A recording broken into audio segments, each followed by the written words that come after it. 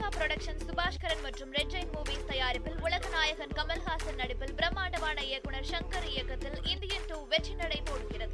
திருநெல்வேலி மாவட்டம் பாளையங்கோட்டையில் பேருந்துகள் நிற்காத பேருந்து நிறுத்தத்திற்கு வாழை மரம் கட்டி மேளதாளத்துடன் நூதன முறையில் எதிர்ப்பு தெரிவித்த அப்பகுதி கவுன்சிலரால் பரபரப்பு ஏற்பட்டது. திருநெல்வேலி சீர்மிகு நகர திட்டத்தின் கீழ் நெல்லை சமாதானபுரம் அருகே ராம் பாப்புலர் பேருந்து நிறுத்தம் கட்டி முடிக்கப்பட்டு செயல்பாட்டிற்கு வருகிறது.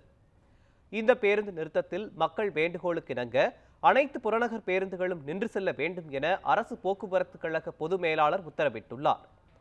இருந்த போதிலும் அங்கு பேருந்துகள் நின்று செல்வதில்லை என்று கூறப்படுகிறது.